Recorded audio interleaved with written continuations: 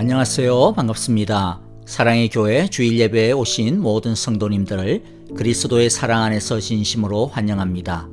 오늘 예배를 드리는 우리 모두 위에 하나님의 한결같은 은혜와 평강이 하늘로부터 풍성히 부어주시기를 간절히 바라고 기도합니다. 우리 예배를 시작하면서 주기도문을 찬양하겠습니다. 우리의 예배 가운데 우리의 모든 삶과 인생의 걸음걸음마다 하나님의 은혜가, 하나님의 뜻이, 하나님의 통치가 이루어 주시옵소서. 이러한 믿음의 고백으로 함께 찬양하겠습니다.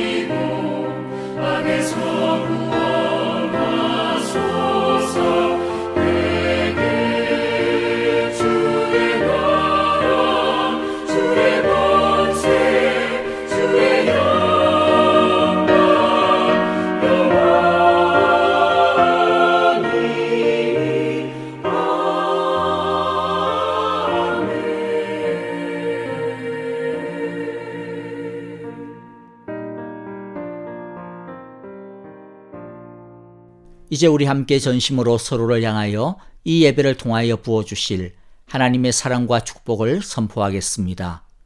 여호와께서 당신들에게 복을 주시고 당신들을 지켜주시며 여호와께서 당신들을 밝은 얼굴로 대하시고 당신들에게 은혜를 베푸시며 여호와께서 당신들을 고이 보시어서 당신들에게 평화를 주시기를 빕니다.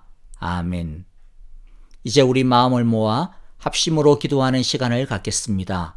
첫째, 오늘의 예배를 통하여 하나님의 은혜와 예수님의 사랑을 더욱 풍성히 알아가게 하시고 누리게 하소서라고 기도합시다. 그리고 하나님이 기뻐하시는 합당한 예배가 될 수 있도록 이 시간 진실하게 우리의 허물과 죄를 참회하며 기도합시다. 그리고 형제자매들과 교회를 위하여 기도하시는데요. 코로나 질병이 속히 끝나게 하시고 그동안 모든 성도님들의 건강, 가정, 일터, 그리고 교회를 보호하여 주시고 또 특별히 우리의 생업과 일터가 속히 회복되어지며 정상을 되찾게 하소서라고 기도합시다. 그리고 슬픔을 당하신 김양열 집사님과 그 가정을 위하여 하나님의 크신 은혜와 따뜻한 사랑 그리고 소망의 위로를 부어달라고 기도하시기를 바랍니다. 아프신 분들을 위해서도 짧지만 기도합니다. 박정은 집사님의 항암 치료를 위하여 또 박윤경 전도사님, 정계자 전도사님, 노창덕 권사님, 이두상 집사님과 김윤호 아기, 또 이재호 장로님의 치유를 위하여 기도해 주시기를 바랍니다. 이 시간 다 함께 우리 합심으로 간절하게 기도하겠습니다. 주의 날개 아래 주의 날개 아래 거하는 것 주의 임재 안에 거하는 것 나의 가장 큰 소망 나의 가장 큰 은혜 주와 함께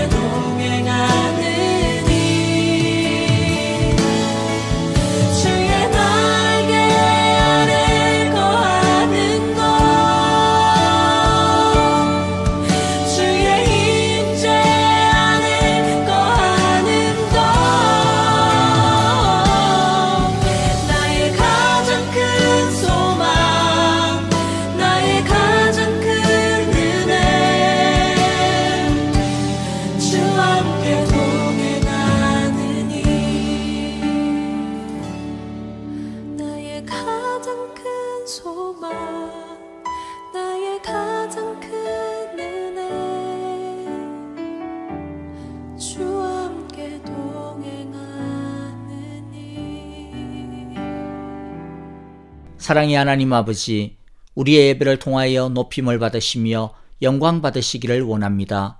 하나님은 영이시니 예배하는 자마다 영과 진리로 예배하라고 하신 주님의 명령을 따라 이 시간 한 주간 동안에 우리의 생각과 마음, 말과 행실, 생활과 삶 가운데서 지은 우리의 모든 허물과 죄를 참여하며 자복하였습니다.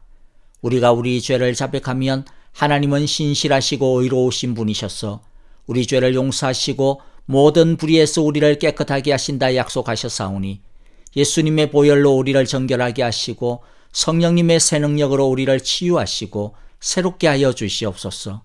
하나님 아버지, 우리에게 하나님을 예배할 수 있는 특권과 영광을 주신 것을 감사합니다. 주님께서 말씀하시기를 하나님을 기뻐하는 것이 너희의 힘이라 하셨습니다. 오늘 우리의 예배를 통하여 이 세상의 각종 유혹을 이기고 견딜 수 있는 힘을 주시고 이 세상의 여러 어려움들과 재앙 속에서도 흔들리지 아니하고 도리어 하나님을 더 굳게 붙잡을 수 있는 믿음의 힘을 우리에게 부어주시옵소서. 예배를 통하여 살아계신 하나님을 경험할 수 있기를 원합니다. 하나님 아버지, 이 예배를 통하여 사도 요한의 고백처럼 우리가 주님을 마치 눈으로 본 것처럼, 마치 손으로 만진 것처럼, 마치 주의 음성을 귀로 듣는 것과 같은 살아있는 친밀한 사랑의 교제를 나눌 수 있게 하여 주시옵소서.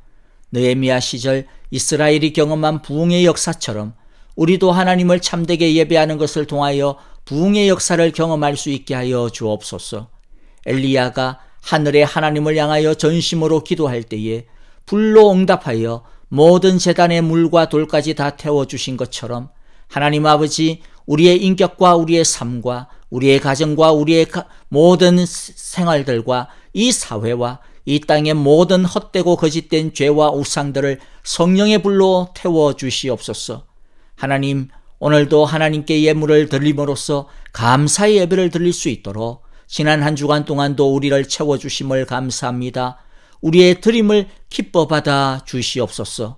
이 한 주간도 넉넉한 사랑으로 우리를 인도하여 주시옵소서.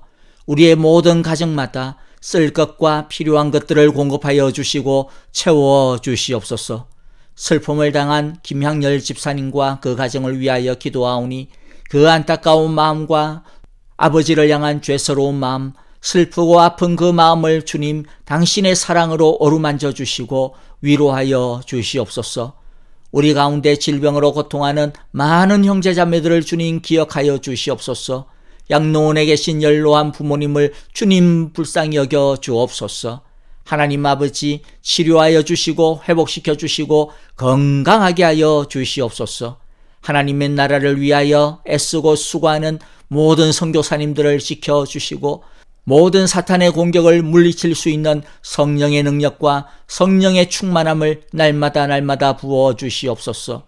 물질의 필요도 채워주시고 가정의 건강과 평안함도 허락하여 주시고 무엇보다도 섬기는 사역과 양떼들을 약한 세력들로부터 지켜주시며 보호하여 주시옵소서. 이제 하나님의 말씀을 듣고자 합니다. 주님, 하나님의 음성처럼 주의 말씀을 듣게 하여 주옵소서. 주의 말씀이 위로가 되게 하여 주시고 능력이 되게 하시며 소망이 되게 하시며 길과 등불로 삼아 순종하며 따라가게 하여 주시옵소서. 이 모든 기도를 하늘과 땅의 권세를 지니신 우리 주 예수 그리스도의 크신 이름 받들어 기도하옵나이다. 아멘. 이제 우리 정성과 믿음을 다하여 찬송가 73장 내 눈을 들어 두루 살피니 그리고 그 사랑 얼마나 이 두 찬양을 드리겠습니다. 전심으로 합심으로 간절한 마음으로 큰 목소리로 찬양합시다.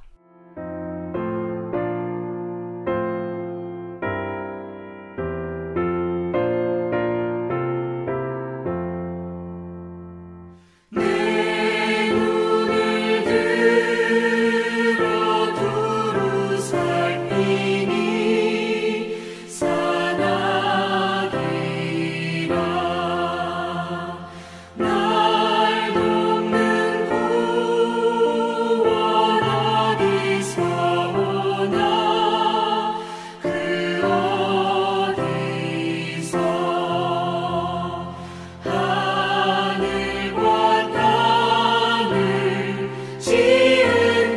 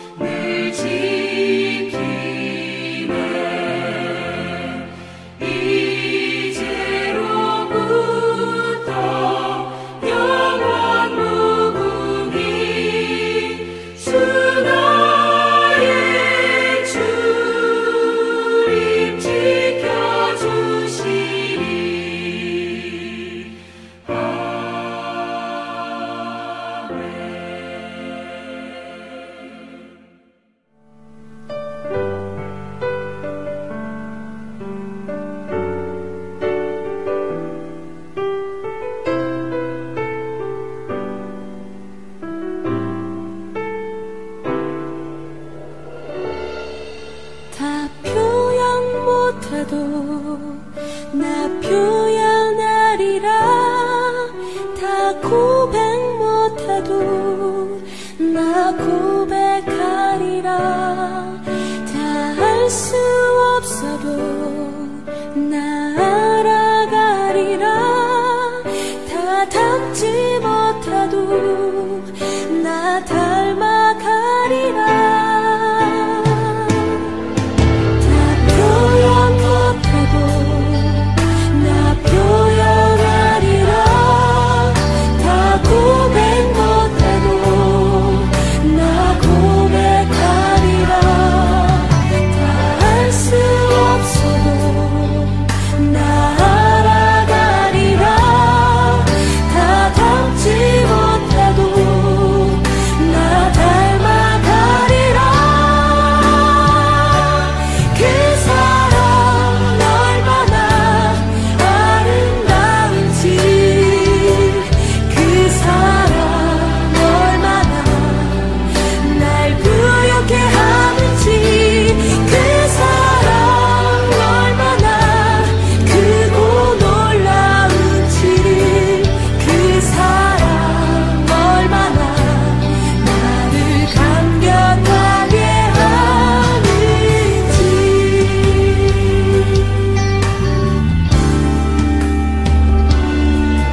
다 표현 못해도 나 표현하리라. 다 고백 못해도 나 고백하리라. 다 알 수 없어도 나 알아가리라. 다 닮지 못해도 나 닮아가리라. 그 사랑 얼마나 아름다운지, 그 사랑 얼마나 날 부욕해 하는지, 그 사랑 얼마나 크고 놀라운지를, 그 사랑 얼마나 나를 감격하게 하는지.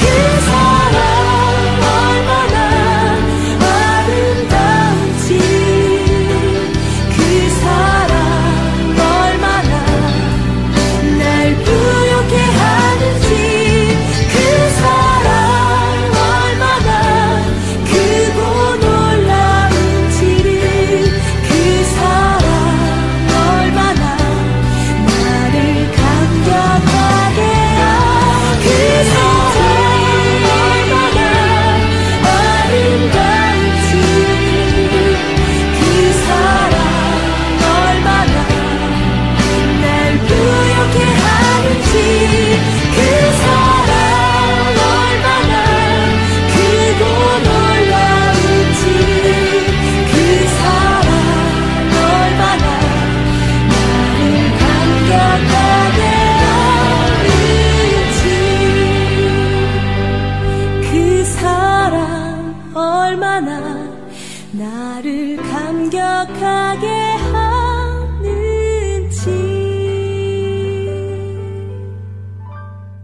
안녕하세요. 반갑습니다. 오늘도 우리 하나님 앞에 전심으로 예배를 드릴 때 하늘로부터 크고 놀라운 은혜와 하나님의 축복이 가득하기를 바랍니다. 이제 우리 함께 말씀 보기 전에요. 먼저 공동체 소식 두어 가지 전해드리도록 하겠습니다. 내일 월요일부터요.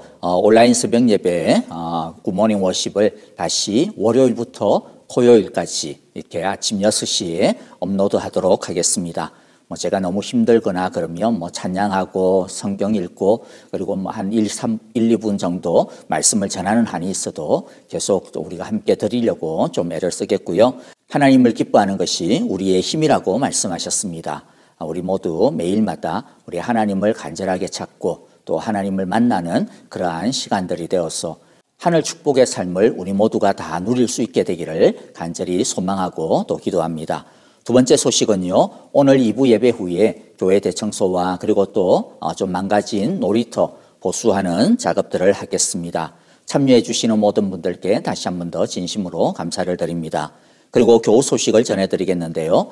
먼저 이미 전해드린 대로 슬픔을 당한 가정이 있습니다. 김향열 집사님의 부친께서 지난 월요일 한국에서 소천하셨습니다. 우리 슬픔을 당하신 김향열 집사님 위에 그리고 또 온 가족들 위에 하나님의 크신 위로와 소망이 늘 함께 하시기를 간절히 바라고요. 또 우리 모두 함께 따뜻한 사랑과 위로의 교제를 나누기를 바랍니다. 또 반면 기쁜 일을 맞이한 가정도 있는데요. 하나님의 크신 축복과 사랑이 함께 하시기를 바라고 기도합니다. 김기설 장로님, 김내정 권사님의 장남이죠. 크리스 찬종 형제의 결혼식이 다음 주일 메릴랜드에서 있습니다. 여러분들 믿음과 소망으로 세워져 나가는 새로운 사랑의 가정이 되어질 수 있기를 위해서 기도해 주시고요. 또 함께 기쁨과 축복을 나누는 귀한 교제가 있기를 바랍니다. 자, 이제 나머지 강구들은 주보 참조해 주시고요. 이제 우리 하나님께서 우리에게 주시는 오늘의 말씀 출애굽기 9장 13절부터 35절의 말씀 한 절씩 교독하도록 하겠습니다. 13절을 제가 먼저 읽도록 하겠습니다. 여호와께서 모세에게 말씀하셨다. 너는 아침에 일찍이 일어나서 바로 앞에 나서서 이렇게 말하여라. 히브리 사람이 하나님 여호와가 이렇게 말씀하신다. 나의 백성을 보내어라. 그들이 나에게 예배를 드리게 하여라. 이번에는 내가 나의 온갖 재앙을 너와 너의 신하들과 백성에게 내렸어 온 세상에 나와 같은 신이 없다는 것을 너에게 알리겠다. 내가 팔을 뻗어서 무서운 질병으로 너와 너의 백성을 쳤다면 너는 이미 세상에서 사라졌을 것이다. 그러나 너에게 나의 능력을 보여주어 온 세상에 나의 이름을 널리 알리려고 내가 너를 남겨두었다. 그런데 너는 아직도 교만한 마음을 버리지 못하고 나의 백성을 내보내지 않는다. 그러므로 내일 이맘때에 내가 매우 큰 우박을 퍼부을 것이니 그처럼 큰 우박은 이집트에 나라가 생긴 때로부터 이제까지 한 번도 내린 적이 없다. 그러니 이제 너는 사람을 보내어 너의 집 짐승과 들에 있는 모든 것을 안전한 곳으로 대피시켜라. 집 안으로 들어가지 않고 들에 남아있는 사람이나 짐승은 모두 쏟아지는 우박에 맞아 죽을 것이다. 바로의 신하들 가운데서 여호와의 말씀을 두려워한 사람들은 자기의 종들과 집 짐승들을 집 안으로 피하게 하였다. 그러나 여호와의 말씀을 마음에 두지 않는 사람은 자기의 종과 집 짐승을 들에 그대로 내버려 두었다. 그때에 여호와께서 모세에게 말씀하셨다. 내가 하늘로 팔을 내밀면 우박이 온 이집트 땅에 그리고 이집트 땅에 있는 사람과 짐승과 들의 모든 풀 위에 쏟아질 것이다. 모세가 하늘로 그의 지팡이를 내미니 여호와께서 천둥 소리를 나게 하시고 우박을 내리셨다. 벼락이 땅에 떨어졌다. 여호와께서 이집트 땅 위에 우박을 퍼부으신 것이다. 우박이 쏟아져 내리면서 번갯불도 함께 번쩍거렸다. 이와 같은 큰 우박은 이집트의 나라가 선 뒤로부터 이집트 온 땅에 한 번도 내린 적이 없다. 이집트 온 땅에서 우박이 사람이나 짐승이나 할 것 없이 들에 있는 모든 것을 쳤다. 우박이 들의 모든 풀을 치고 들의 모든 나무를 부러뜨렸다. 그러나 이스라엘 자손이 사는 고센 땅에는 우박이 내리지 않았다. 아멘. 자, 하나님께서는 말을 듣지 아니하는 바로와 이집트에게 점차적으로 강도를 더해가면서 재앙을 내리고 있습니다. 바로와 이집트는 지금 벌써 이제 7번째 재앙을 얻어맞고 있는 경우죠. 어떤 사람은 하나님께서 한 번에 그냥 단방에 끝내지 왜 7번이나 지지를 끌면서 이렇게 사람을 괴롭힐까, 그렇게 불편해하는 사람이 있을 수도 있을지 모르겠는데요. 왜 하나님께서 한 번에 세게 끝내지 않는다고 말씀하세요? 15절에 보면 말씀하시죠. 내가 팔을 뻗어서 무서운 질병으로 너와 너의 백성을 쳤다면 어떻게 된다라는 거예요. 이미 세상에서 없다라는 것입니다. 하나님께서 지금 봐주고 계시다라는 것이죠. 기회를 주고 있다라는 것입니다. 그래서 베드로후서 3장 9절에 보면 예수님 왜 재림 안 하셔? 하나님 심판하신다면서 왜 이렇게 안 하는 거야? 왜 이렇게 더뎌? 이렇게 막 의심하고 심지어는 조로하는 사람들도 있었던 것 같아요. 거기에 대해서 뭐라고 주님께서 말씀하십니까? 자, 이렇게 더디인 것은 어떤 사람이 생각하는 것과 같이 주님께서 약속을 더디 지키시는 것이 아니라는 겁니다. 도리어 여러분을 위하여 뭐 하는 거예요? 오래 참으시는 거다. 하나님께서는 아무도 멸망하지 아니하고 모두 회개에 이르기를 바라기 때문이다라고 말씀하시는 거죠. 그러므로 하나님께서 바로에게 내리시는 이 10번의 재앙은 사실은 뭐예요? 하나님께서 바로를 위해 10번이나 참아주시고 기다려주신 그 은혜라고 하는 것을 우리가 기억해야 할 것입니다. 자, 이제 오늘의 말씀을 통하여서 하나님께서 우리에게 주시는 하나님의 뜻과 교훈을 마음에 새기기를 원하는데요. 자, 첫 번째 우리가 기억해야 될 것은 뭐냐면 하나님께서 가장 원하시는 것은 예배다라고 하는 것입니다. 하나님께서 바로에게 요구하시는 시종일관 하나님의 뜻이 무엇이었습니까? 그것은 하나님을 예배할 수 있도록 이스라엘 백성들을 내보내라는 것입니다. 13절이죠. 나의 백성을 내보내어라. 그래서 그들로 하여금 나에게 예배드리게 하여라. 즉 하나님의 백성은 하나님께 예배드려야 한다라는 겁니다. 하나님은 예배를 위하여서 지금 바로하고 전쟁을 벌이고 있는 것입니다. 그만큼 하나님을 예배하는 것은 엄청나게 중요하고 귀하고 가치 있는 거다라는 것이죠. 여러분, 하나님은 예배를 드리기 위해서 이렇게 전쟁을 치르고 있는데 지금 우리들의 모습을 한번 봅시다. 지금 우리들은 예배를 드리기 위해서 얼마나 최선을 다하고 있습니까? 그리고 바로는 또 어떤 타협안을 제시했습니까? 우리가 이미 보았죠? 이집트 땅에서 벗어나지 말고 이집트에서 예배 드리면 어떻겠느냐, 그렇게 타협안도 제시했었습니다. 어차피 뭐 예배를 드리는 거니까 하나님한테 뭐 어디서 드리든 좋잖아. 뭐 여기 있어 드려도 괜찮잖아. 그러나 하나님은 어떻게 했어요? 그건 올바른 예배가 아니라는 것이죠. 단호하게 거부했습니다. 예배를 드리는데 뭐 한쪽 발은 이집트에 놓고 한쪽 발은 뭐 하나님께 걸치고 그와 같은 어떤 삶을 가지고 세상 쫓아다니다가 주일날 그냥 뭐 그것도 1시간 겨우 하나님께 예배하는 것, 그걸로서는 만족할 수 없는 예배다라는 것이죠. 그것은 진정한 예배가 아니라는 것입니다. 예배 드리는 것만으로 만족할 수 없고 하나님께서 원하시는 예배는 진정한 예배, 온전한 예배, 참된 예배를 드려야 한다는 것이죠.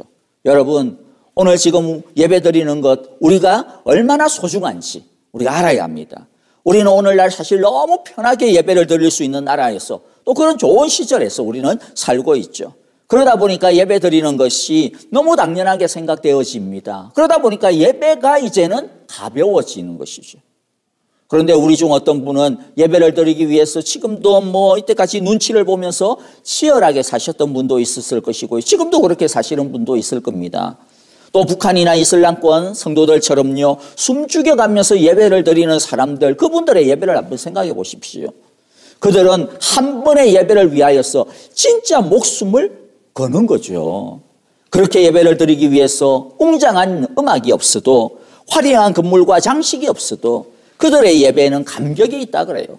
그들의 예배에는 눈물이 있다 그래요. 그들의 예배에는 성령의 역사가 넘치고 있다라고 이야기합니다. 저도 제 인생에 있어서 많은 예배의 아름다운 기억들 중에서 그 중에서도 최고를 꼽으라고 그러면요, 군대에서 예배를 드리던 때라고 저는 말할 수 있어요. 자대 배치를 받고 난 다음에 이 부대에 가니까 주일날에 교회 갈 수 없는 형편인 거예요. 그럴 수 있는 부대 형편이 아닌 거예요. 예배를 드리기 위해서 주일이면 그래서 아주 짧은 짬을 갖다가 만들어내야 했습니다. 보일러실에 일하러 가는 척 하면 가가지고, 또는 아니면 그것도 안 되면 화장실에 가가지고, 뭐 시간이 오래 걸릴 수가 없거든요. 뭐 언제 호출이 있을지 모르니까 뭐 한 5분 정도 짧게 작은 성경책 그냥 집어내서 펴서 읽고, 그 다음에 찬송 부르고, 그 다음에 뭐 기도하고 그러는데도 여러분, 그 짧은 5분이 결코 짧은 시간이 아니었어요.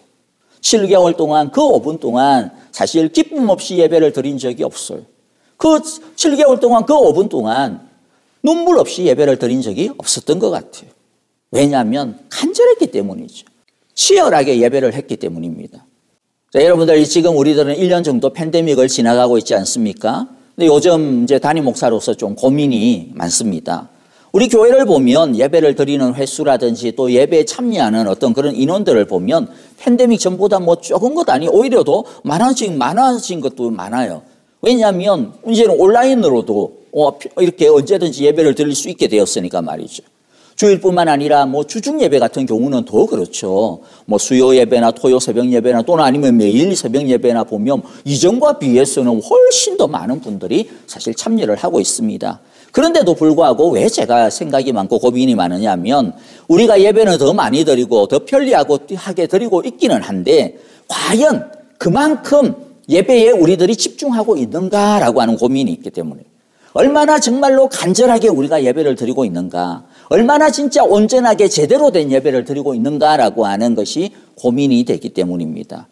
뭐 실질적으로 요즘 보면요, 매일 드리는 이 굿모닝 워십 같은 경우에도 이전에 비해서 좀 참여하는 숫자가 좀 줄어들고 있는 것 같기도 하고요. 또 예배 영상을 얼마나 이제 오래 보느냐 이런 것들을 뭐 저는 볼 수가 있거든요. 토탈 평균적으로. 그런데 보면 예배를 전체 드리는 것보다는 어떤 일부분 아마도 뭐 설교만 이렇게 딱 보는 그런 비율들이 좀 많지 않나라는 그런 것이 보여가지고 사실 참 많은 고민이 되고 기도가 됩니다.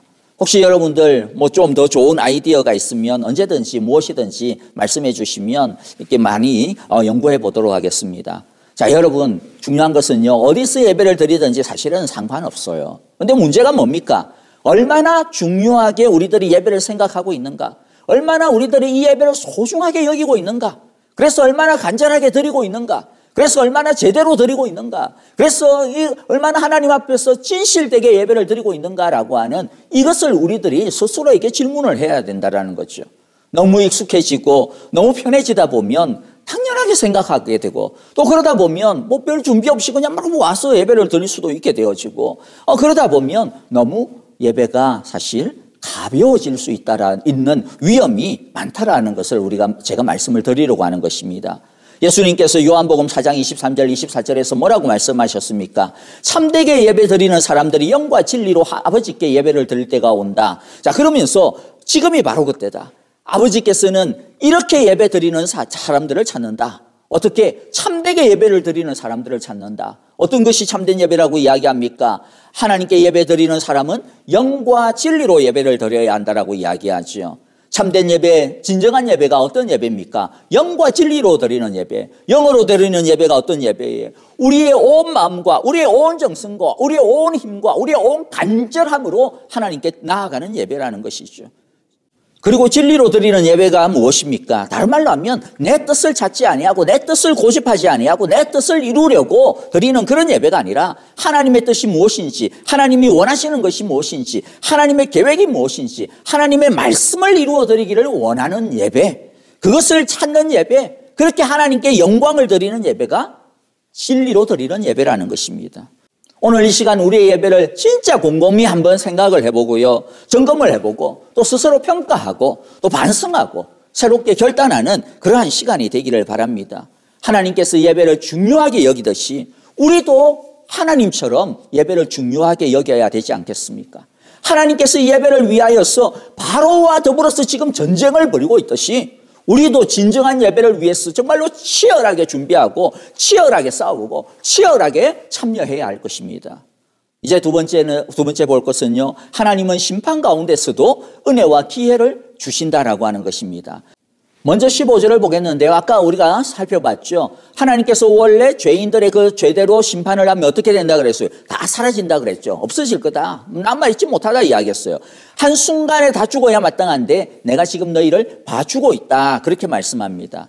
그러면서 또 하나님께서 지금 재앙을 내리시는 중요한 목적이 어디에 있다, 뭐라고 이야기하느냐면 14절이 나오는데요, 온 세상에 나와 같은 신이 없다라고 하는 것을 또 바로와 이집트 사람들이 알 수 있도록 하기 위해서 내가 이렇게 하고 있다. 또 16절에 보면 그것을 넘어서 온 세상에 하나님의 이름을 널리 알리려고, 즉 온 세상 사람들이 하나님이 어떤 분이신지 알 수 있도록 하기 위하여서 지금 이렇게 재앙을 내리고 있다라고 이야기합니다. 이것이 하나님의 심판의 성격이라는 것이죠. 하나님은 죄인을 벌하시면서도 그냥 죽으라고 한번 죽어봐라 이렇게 하는 마음으로 벌하는 것이 아니라는 겁니다. 그 벌을 통해서 무엇하기를 원해요? 죄인들이 자신들의 잘못을 깨닫고 그리고 돌이키고 하나님을 알고 두려워하고 경외하기를 원하는 것입니다. 하나님은 바로와 이집트가 아무것도 모른 채 그냥 얻어맞고 그냥 뭐 없어지는 것, 그걸 원하는 것이 아닙니다.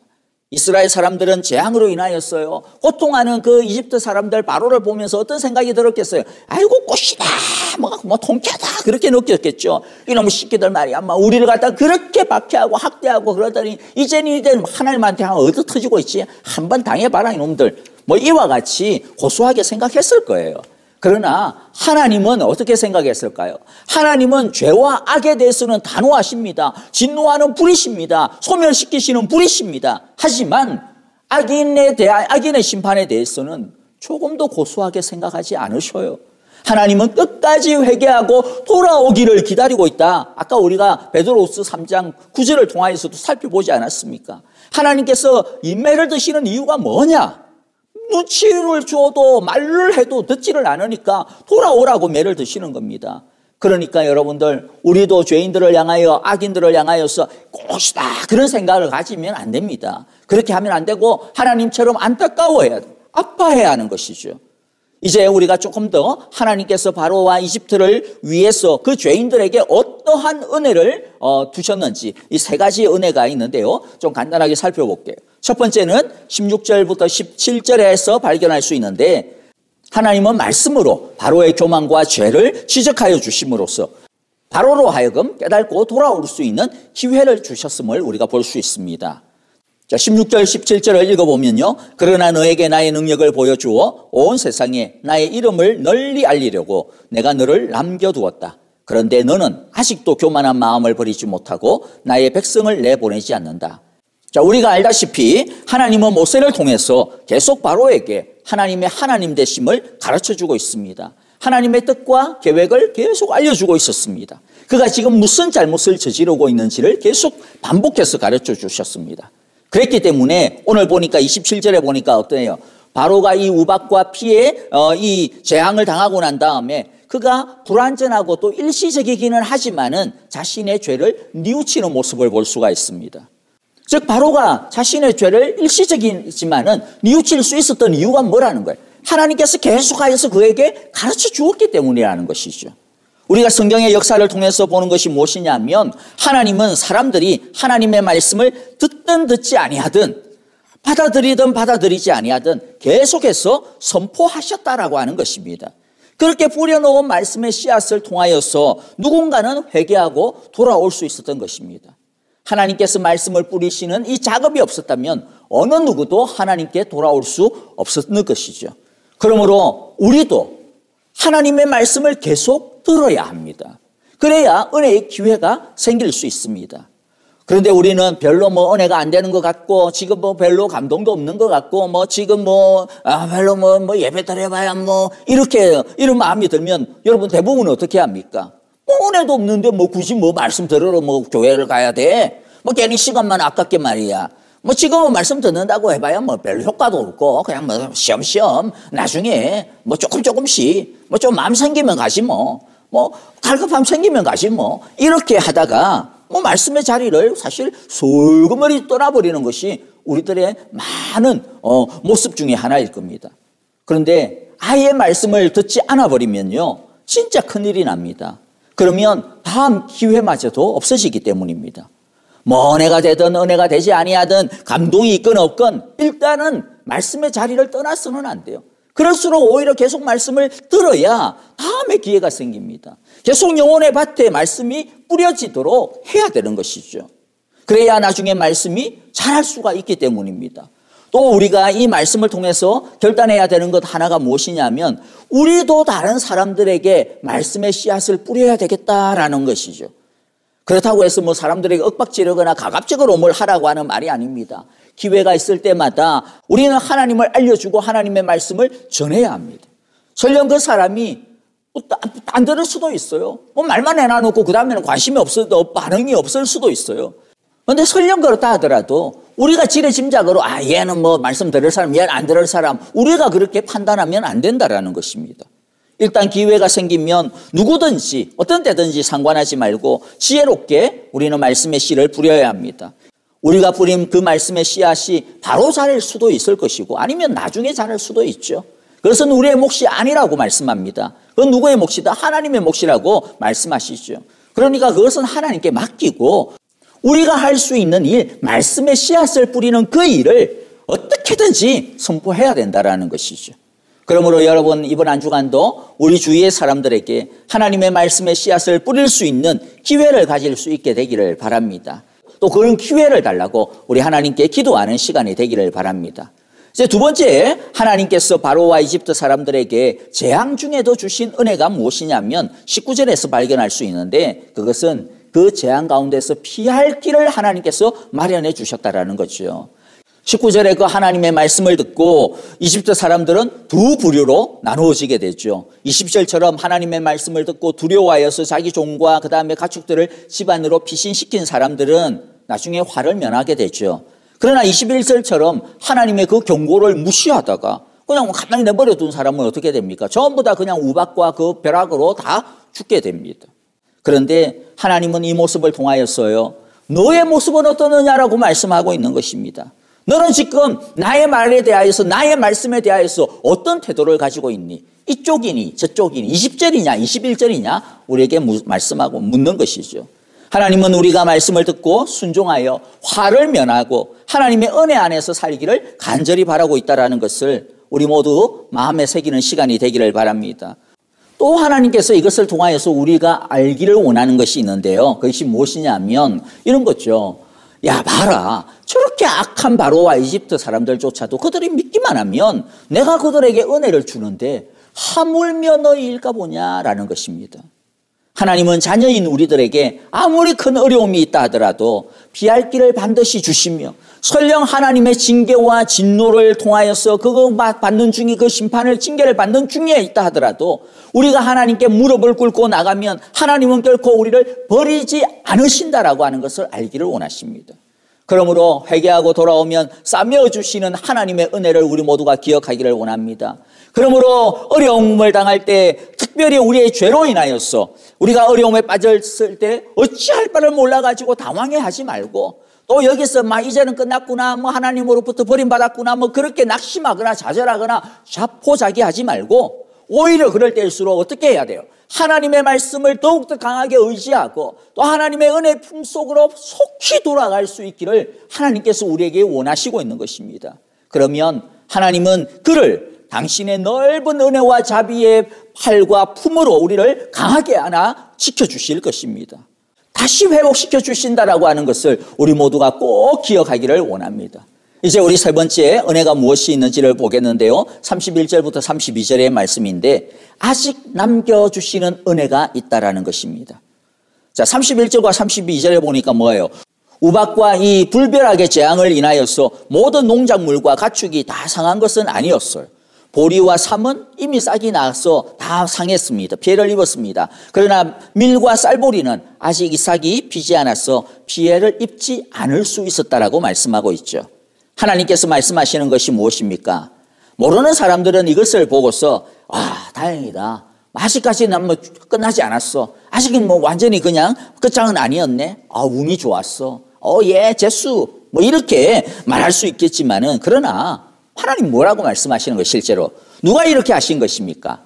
하나님께서 하신 것이라는 것이죠. 하나님께서 심판의 때를 조정하셔서 남겨두신 것이라는 겁니다. 여러분, 하나님께서 얼마나 치밀하게, 얼마나 세심하게 일하시는지 우리는 여기서 볼 수가 있습니다.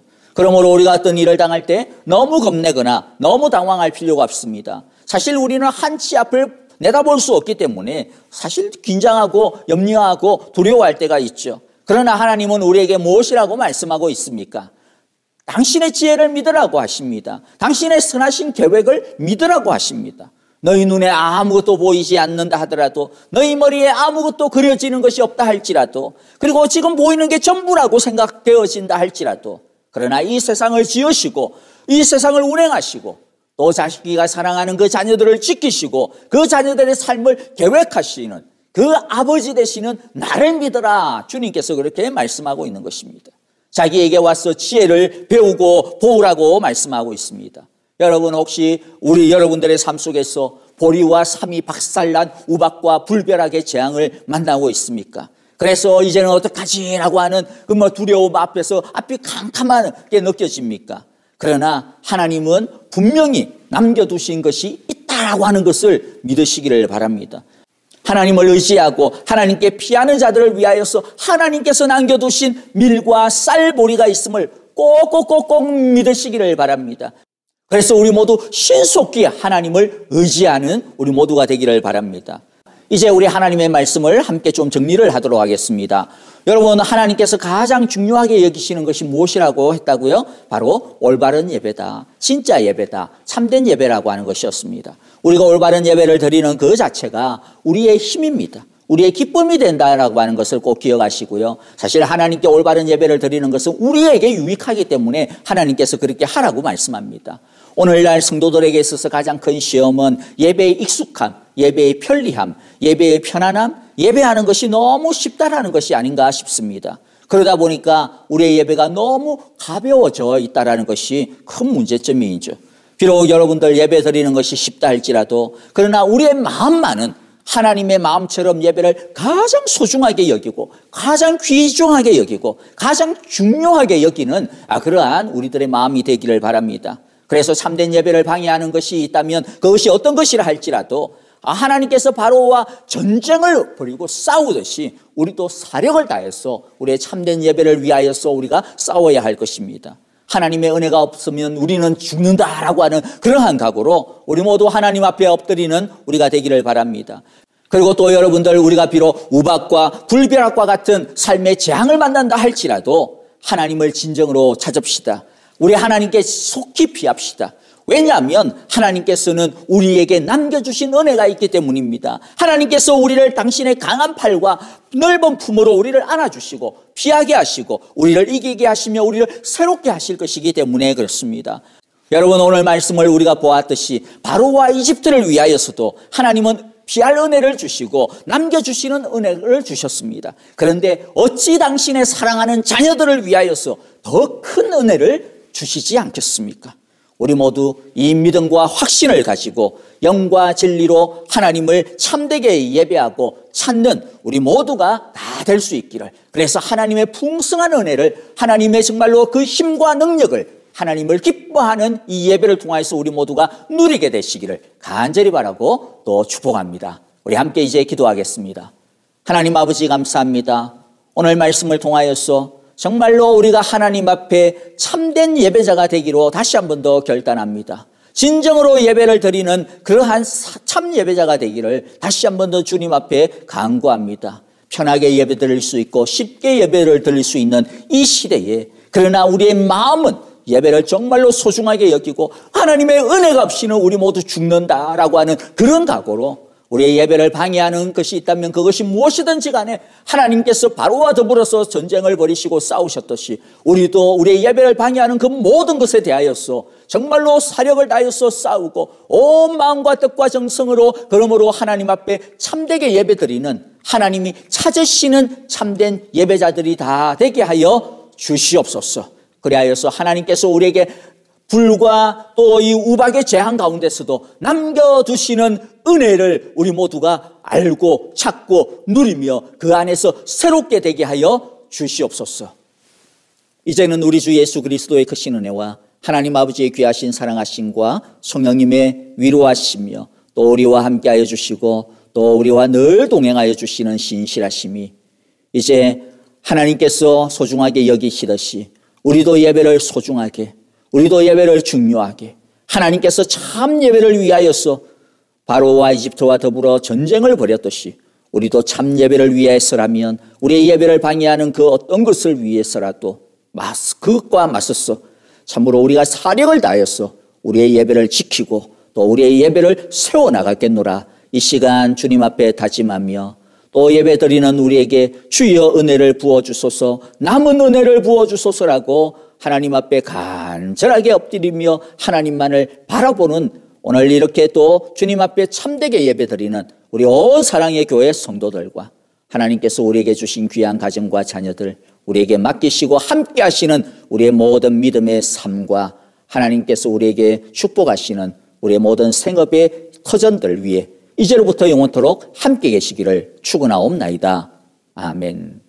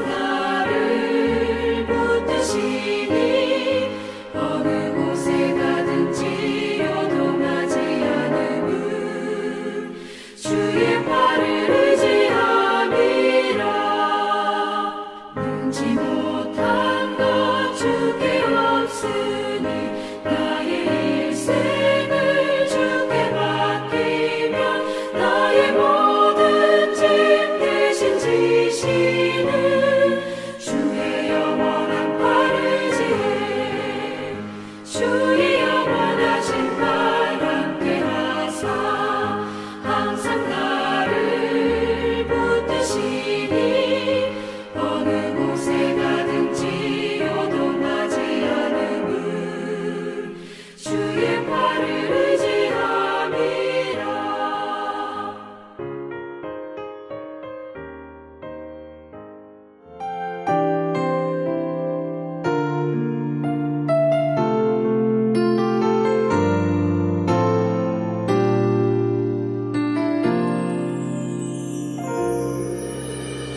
나는 하나님을 예배하는 예배자입니다. 내가 서 있는 곳 어디서나 하나님을 예배합니다. 내 영혼